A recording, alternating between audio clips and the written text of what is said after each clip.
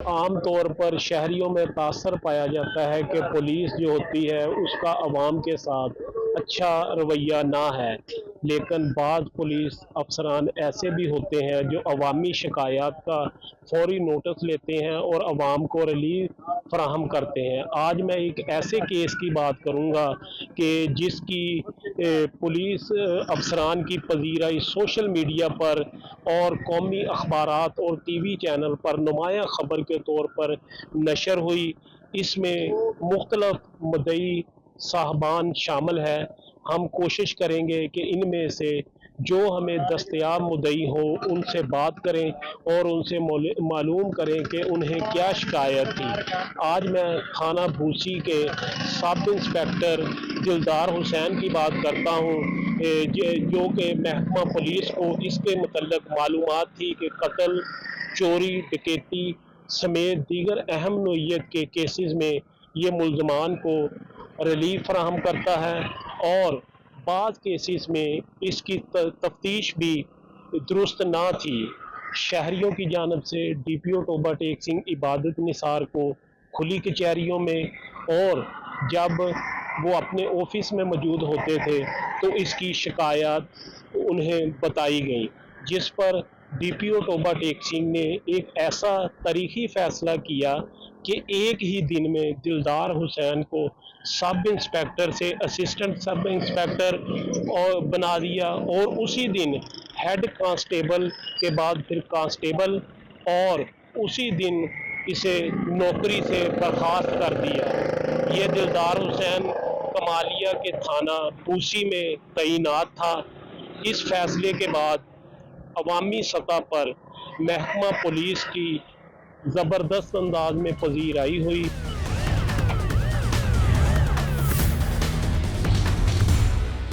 Sub inspector दिलदार हुसैन को अवामी शिकायत पर नौकरी से बर्खास्त किया गया। इस सिलसिला में मैं एक ऐसे मुद्दई के साथ मौजूद हूँ। इन्होंने भी DPO टोबा टेक सिंह इबादत निसार को उसकी शिकायत की थी अपने केस के हवाला से। इस बारे में हमारी DPO टोबा के तर्जमान से भी बात हुई तो उन्होंने भी इन मुद्दई की तस्दीक की थी कि इन्होंने भी दिलदार हुसैन के खिलाफ खुली कचहरी में शिकायत की थी। इस वक्त ये मुद्दई मेरे साथ मौजूद भी हैं। आइए इनसे जानते हैं कि इनका क्या मुकदमा था और सब इंस्पेक्टर दिलदार हुसैन से इन्हें क्या शिकायत थी। इन्हीं की ज़बानी जानते हैं। जी सर बताइएगा। जी बिस्मिल्लाहिर्रहमानिर्रहीम। मेरा नाम ताहिर अब्बास है। आर्मी से मैं रिटायर्ड हूँ। मोरखा 9 जुलाई को मेरा बेटा जो है ना ये घर से खाना खा के रात के टाइम 8 बजे वाक पे निकला है। हमारे घर के साथ नहर है तो उस नहर के ऊपर ये वाक कर रहा था। सामने इसको मिला है, एक मुल्ज़िम मिला है जो जैसे इसको जो है ना पकड़ लिया है। पकड़ के इसके साथ वो उसको किनार किया है और ज्यादती बदफिली करने की कोशिश की है। बच्चे ने उससे जबरदस्ती छुड़वा के जो है घर की तरफ भाग गया। चीखो पुकार की, कुछ लोग आ गए जिसकी वजह से मुल्ज़िम मौका से फरार हो गया। मैंने 15 पे कॉल की। 15 पे कॉल करने के बाद पुलिस जो है ना वो मौके पे पहुंच गई, तकरीबन 1 घंटे के बाद पहुंच गई।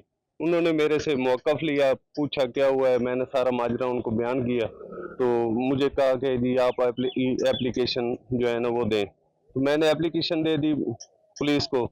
9 जुलाई के ये वाक़या है। 2 दिन FIR मेरी दर्ज ही नहीं हुई। 11 तारीख तक मेरी FIR जो है ना वो दर्ज नहीं हुई। जब 11 तारीख को उन्होंने FIR दर्ज की है उसके बाद मुल्ज़िम को बगैर गिरफ्तारी, बगैर इन्वेस्टिगेशन के उन्होंने जो है ना FIR दर्ज की है। उसको रिलीफ मिला 2 दिन, फिर उसको गिरफ्तार नहीं किया। इसमें FIR दर्ज होने के बाद भी 2 दिन उसको रिलीफ दिया, गिरफ्तार नहीं किया। उसने क्या किया कि जाके अबूरी जमानत अदालत से करवा ली। फिर मैं डेली थाने के चक्कर लगाता रहा हूँ, सुबह शाम आता रहा हूँ दिलदार साहब के पास।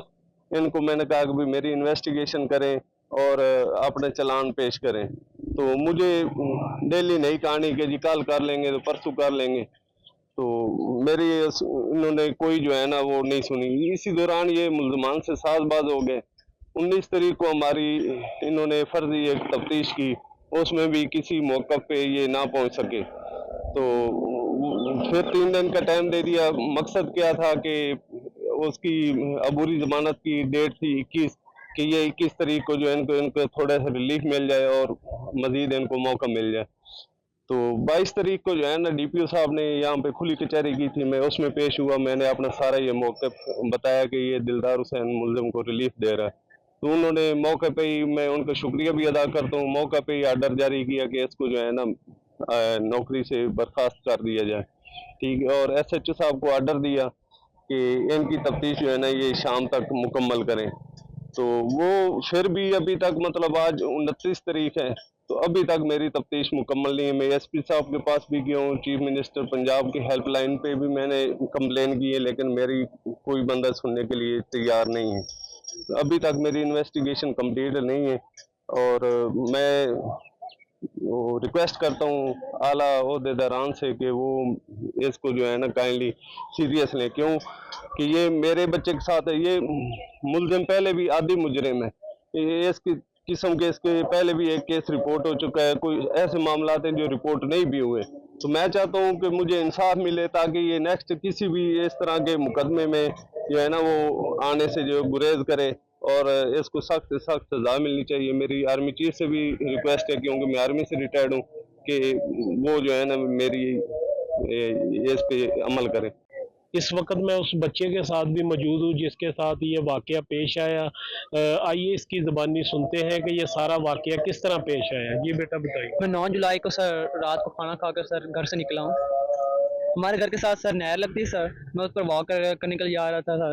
तकरीबन 7-8 मीटर के फासले पर सर आगे पुल आ जाती है सर। ये मुल्जिम सर वहाँ पर सर पहले से मौजूद खड़ा सर। जैसे ही इसने सर मुझे आते देखा सर, इसने मेरा रास्ता रोक लिया और मुझसे मेरा नाम पूछा सर। मैंने जब इसको नाम बताया सर, इसने मुझे पकड़ लिया सर, और इसने मेरे साथ बोसूंगान करने की कोशिश की है। मैंने इसको 2-3 मरतबा रोका भी है, लेकिन ये नहीं माना, और इसने ज़बरदस्ती सर मेरे मुंह पर हाथ डाला है और मुझे नीचे फसल में लेकर गया था, और वहाँ पर इसने सर मेरे साथ बदफेली करने की कोशिश की है और बहुत ज़बरदस्ती की। लेकिन सर मैंने किसी भी तरीके से सर शोर मचाया सर वहाँ पर, और वहाँ पर कुछ लोग आ गए। जब मैंने उनको बताया सर, तब तक ये भाग चुका सर। हमने 15 पर कॉल भी की, लेकिन सर अब तक हमारी कोई नहीं सुन रहा सर। ये सब इंस्पेक्टर दिलदार ने भी हमारी नहीं सुनी, और आगे हम एएसपी के साथ कल पेश हुए हैं सर उनके पास, लेकिन उन्होंने भी हमें कोई जवाब नहीं दिया। मैं गुजारिश करता हूँ कि सर इसको जल्द से जल्द गिरफ्तार किया जाए और इसको कड़ी से कड़ी सजा दी जाए। आज हम बात करेंगे अपने प्रोग्राम में विपु खास जिले के एक देही इलाके टंडो जान मोहम्मद और उससे मुल्का गांव बच्चल चांडियों में होने वाले बड़े साइबर क्राइम स्कैंडल की, जिसमें मुल्जिमान काफ़ी अरसे से लोगों को सस्ती गाड़ियों, सस्ती ज़मीनों और सस्ते मवेशी देने की आड़ में लूटते थे और उनको यरगमाल बना के भारी रकम उनसे छीन लेते थे। और इस मामले पर कोई भी मुकदमा दर्ज होने के बावजूद कोई भी कार्रवाई नहीं सामने आई। इस मामले की संगीनी का अंदाजा इस बात से लगाया जा सकता है कि गुज़िश्ता 2 सालों के दौरान इन मुल्जिमान के खिलाफ लगभग 300 मुकदमा दर्ज हुए, लेकिन किसी की गिरफ्तारी सामने नहीं आई, ना ही पुलिस कोई एक्शन लेने में कामयाब हो सकी। ये मामला उस वक्त सामने आया है जब सोशल मीडिया पे ये उधम मचा कि जी इस तरह एक गैंग देही इलाकों में लूट मार कर रहा है, ऑनलाइन फ्रॉड कर रहा है, लोगों को सस्ती चीज़ों के लालच में लूट रहा है। उस पर पुलिस ने एक्शन लिया और सिर्फ चंद रोज के दौरान लगभग 34 मुल्जिमान को नामजद करके 21 एफआईआर दर्ज की गई।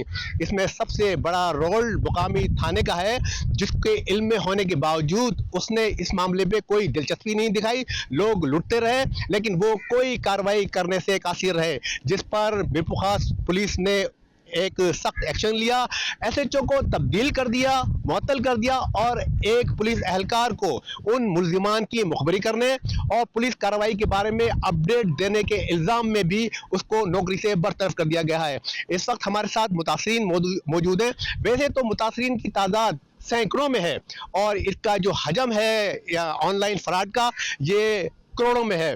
इसका अंदाजा सिर्फ इस बात से लगाया जा सकता है कि जब वो पुलिस ने कार्रवाई की, मुल्जिमान फरार हो गए, उनके मकान मस्मार कर दिए गए और पुलिस ने मुकदमा दर्ज करके सिर्फ चंद रोज में लगभग 1 करोड़ रुपए की रकम जिन मुतासिर से लूटी गई थी वो वापस करा दी। ये 1 करोड़ की रकम अगर हजम देखा जाए इस ऑनलाइन फ्रॉड का तो ये बहुत कम लगती है। इस वक्त इसी तरह हमारे साथ एक मुतासिर भी मौजूद हैं, जिनसे हम बात करते हैं कि क्या हुआ, किस तरह वो लूटे गए, पूरी तफसील उनसे मालूम करते हैं। अस्सलाम वालेकुम जी। पूरी तफसील मुझे बताइएगा अपने नाम के साथ कि क्या हुआ, कैसे लुट गए आप और कितनी रकम आपने खोई। मेरा नाम अब्दुलक है, मैं मातली का रहायश का हूँ। मैं गया था बाग के ठेके का बाग लेने, मेरे साथ बंदा था मातली का कोली है, वो लेके गया, बोला ठेके पे बाग मिल रहा है चलते हैं उधर। मैं गया, उनसे उनसे बात की और वो उन्होंने मुझे बताया हम मीर हैं, टालपुर हैं। तो बोला कल आना, पैसे लेके आना, तो हम आगे वाले बंदा जो आएगा बाग जिसका है उससे आपकी बात करवाएंगे। कितनी रकम लेके गए। मैं 53-53 लाख लेके गया था। तो दूसरे दिन मैं गया था तो उधर बैठा, तो थोड़ी के बाद वो बंदा आया नहीं, तब तक बोला आ रहा है चाय भाई पी उधर। उसके बाद जब मैंने देखा वो बंदे उधर बैठे बैठे पैसे बना रहे थे, पैसे बनाते बनाते उनको एक बंदे ने चीखना चिल्लाना शुरू कर दिया, सांप ने काट दिया, सांप ने काट दिया। फिर देखा तो वाकई वो सांप भी बैठा था, हमने वो भी देखा था, वो बंदा भी चीख रहा था। तो अचानक फिर उन्होंने बोला जल्दी जल्दी निकलो, पुलिस आ जाएगी, ये करो। उन्होंने एक जाली पैनिक फैलाया ताकि वो फरार होने में, आपके पैसे लेके भागने में उनको बहाना मिल जाए। बहाना मिल जाए। पैसे तो मैंने उनको दे दिए थे, बोला वो बंदा आ रहा है अभी उसको देंगे जिसका बाग है। वो आया नहीं तब तक ये उनका ये शुरू शो हो गया। उन्होंने बोला हम बंदे को सांप ने काट लिया है, अभी पुलिस आ जाएगी, तुम कैसे भी करके निकलो। मैं डर में ऐसे निकल गया, पैसे भी नहीं लिए उनसे। बोला तुम कल या परसों हमसे रब्ता करना, फिर हमको आपको बताएंगे या आपके पैसे वापस कर देंगे। आज उसके बाद को भी महीना हो गया, अभी तक कोई रब्ता भी नहीं है, पैसे भी नहीं मिले। पुलिस कह रही है कि हमने लगभग चंद रोज में 1 करोड़ रुपए वापस करवा दिए लोगों के। आप उस जिनको पैसे वापस हुए उनमें शामिल नहीं है आप? नहीं, मैं शामिल नहीं, उसमें मुझे नहीं मिले अभी। अब पुलिस क्या कह रही है कि पैसे आपके मिलेंगे नहीं मिलेंगे, पेशरफ्त क्या हुई है? मैंने अभी कंप्लेन नहीं करवाई थी, मैंने एफआईआर कटवा दी है अभी, इसलिए मुझे नहीं मिले पैसे अभी। मेरा नाम अब्बास नूरी मित्र खास के हैं। और हम तो ये हमारे को उसने 2-3 दिन पता नहीं किसने उसको नंबर, हम प्याज के काम करते हैं, किसी ने पता नहीं नंबर दे दिया उसको। उसने मेरे डेली फ़ोन करता था, भाई प्याज है हमारे पास 15-16 एकड़, तुम आ जा देखा। एक दिन छोड़ दो, दूसरे दिन हमारा सौदा हो गया फ़ोन पे। सौदा हुआ तो उस दिन मेरे को पैसे नहीं मिले, मैं नहीं जा सका। कितने लाख का सौदा? ये सौदा मेरा 34 लाख का। जब दूसरे दिन पैसे मिले, जब इसने फ़ोन किया अभी जल्दी आ जा, हम बैठे हैं इंतज़ार में। मैंने बोला अभी बस में जा, मैं बस में गया उधर। जब बस में उधर पहुंचा तो टंडे जान मानो वहाँ से आगे इसका पता नहीं कौन सा उधर उतरा। फिर वहाँ से 2 बंदे लड़के आए थे, हमारे मोटरसाइकिल लेके चले गए। सीधे गए, एक प्याज देखा, दूसरा प्याज नहीं देखा, चले लगे। वो ताक के चले, वो मोटरसाइकिल चले गए। लड़का लेके चला गया, दूसरे थे उधर बैठे थे वो ताक में। जब हम उधर पहुँचे तो उसने मतलब प्याज, ये मोबाइल सच पे दिखा रहे थे, ये मोबाइल ये प्याज खड़ा है और तेरा सौदा हो गया, पैसा दे दे हमारे को, हम तुम सुबह गाड़ी भर ले। चलो ठीक है, हम बोला ठीक है। उसको पैसे दिए। कितने पैसे दिए? 9 लाख रुपए। जब 9 लाख देने के बाद फिर उसने मोटरसाइकिल दिया नहीं, ऐसे हम बैठा था उधर। रात को उसने मेरे को कमरे में डाल दिया, सुने। फिर दवा शबा दे के अंदर मेरे को कमरे में रोटी में नहीं खिलाई, ऐसे लगा दिया मेरे को। सुबह के 5:30 बजे मेरे को वहाँ से निकाला। 6 बजे मेरे को पुराना सिम नाला था, उधर छोड़ के चले गए। फिर मैं बंद गया था, 3-4 किलोमीटर रोड था दूर। फिर मैं रोड पे गया, उधर रिक्शे में लेकर आ गया टंडे जान मोहम्मद, वहाँ से बस में चढ़ के आ गया। उसने बोला किसी पुलिस को बोलोगा क्यों, कोई तेरे, हमारा मीर आमिर नाम है, हमारे ये नहीं बताया हम चांडिया, हमला मीर आमिर है तो मीर साहब जमींदार होते हैं, ऐसे 2 नंबर थोड़ी होते हैं। इस ज़बान, हमारा कारोबार है ज़बान से। हमने उसको पैसा दिया। जब मीर आमिर उसने बोला तेरी पुलिस में कुछ नहीं करेगी, अपनी सिर्फ ज़िंदगी बचा के भाग जा। फिर मैं तो वहाँ से भाग गया, क्योंकि किसी थाने पे नहीं गया था। और 9 लाख रुपए उनके पास थे? 9 लाख उसके पास हुए।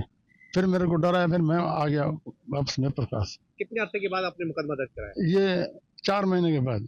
4-5 महीने के बाद। क्यों लगे 4 महीने? जब ऐसा ये नारजा साहब आया, फिर इसने बोला चांडे हैं, फिर दुनिया सारी आई, फिर हम भी आ गए। नहीं, लेकिन आपने इस दौरान 4 महीने खामोश क्यों बैठे रहे? आप पुलिस के पास क्यों नहीं गए? पुलिस के पास क्या जाएगा, हम नहीं मानती है। फिर दूसरे सारे लोग बोलते हैं अमीरों के ऊपर चढ़ते ही नहीं है, फिर हम तो कुछ नहीं कर सकते हैं ना, और डरते हैं खाना मर जाएंगे उधर जब बेग बना। मेरा नाम सलीम है, मैं आम का ठेकेदार हूँ, प्याज का भी ठेकेदार हूँ और इसके अलावा केले का भी ठेकेदार हूँ। अब ये कि उन लोगों ने मुझे फ़ोन किया, नंबर पता नहीं कहाँ से लेके आए, उनका काम यही है।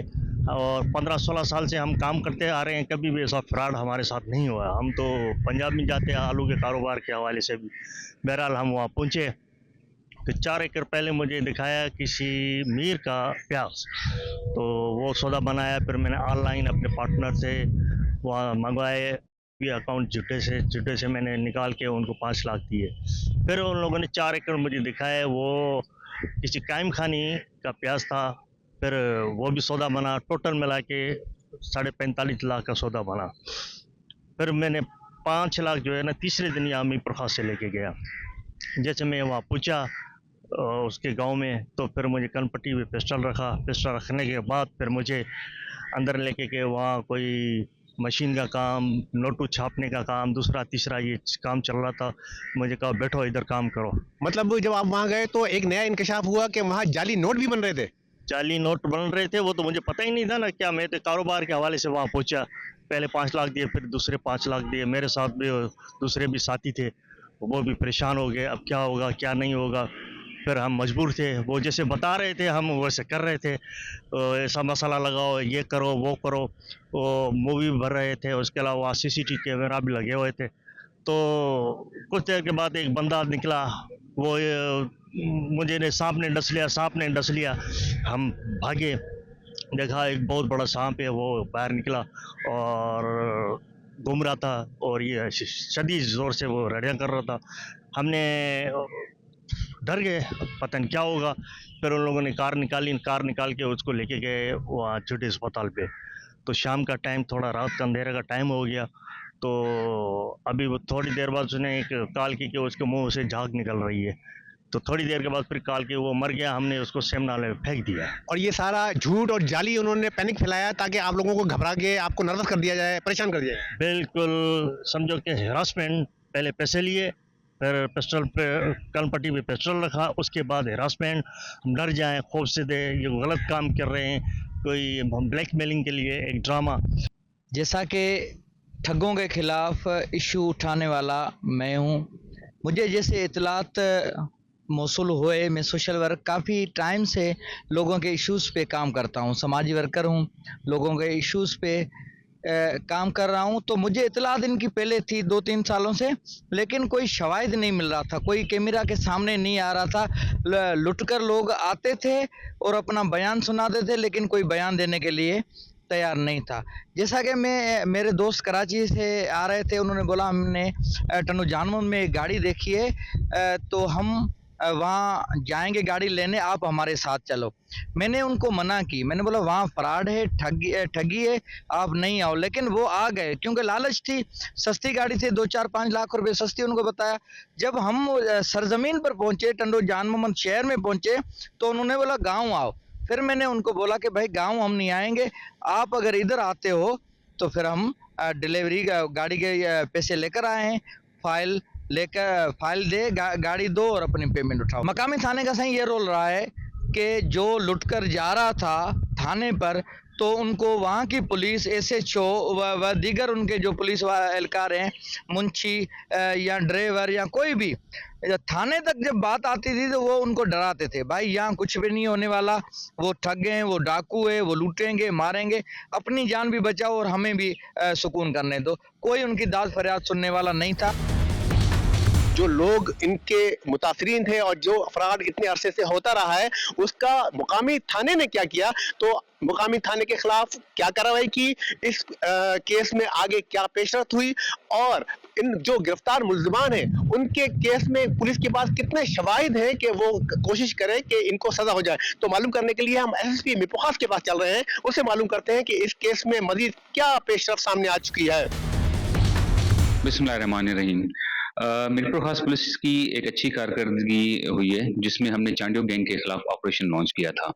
ये चांडियो गैंग अरसा दराज से मीर प्रकाश जिले के एक थाना है टंडो जान मोहम्मद, और उनके गांव का नाम है बचल चांडियो।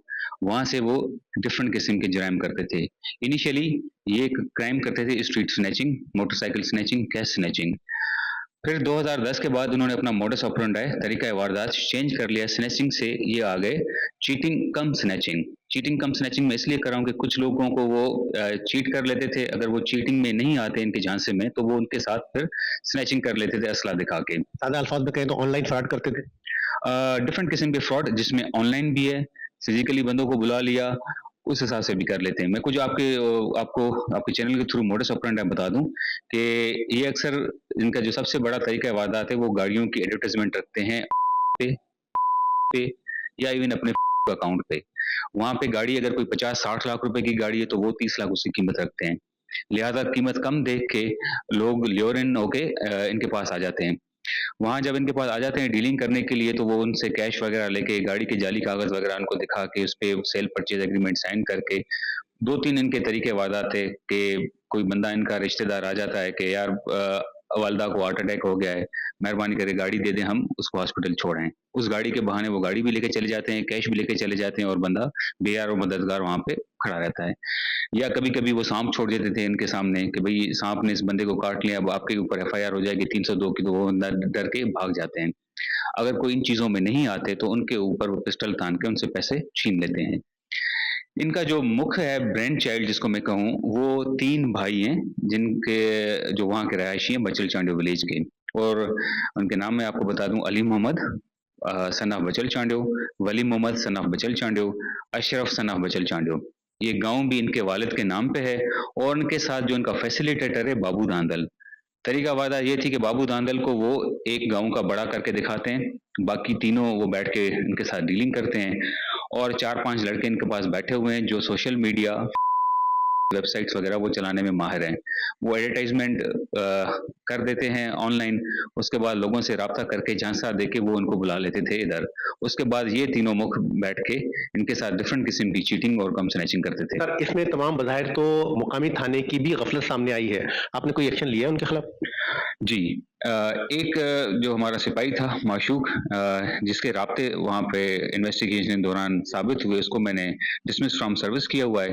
दूसरा SHO मैंने चेंज किया हुआ है क्योंकि ऑपरेशन एक फुल फ्लेज में जा रही थी, उसने थोड़ी सी ऑपरेशन में सुस्ती बरती, तो जिसकी वजह से उसको मैंने चेंज किया हुआ है।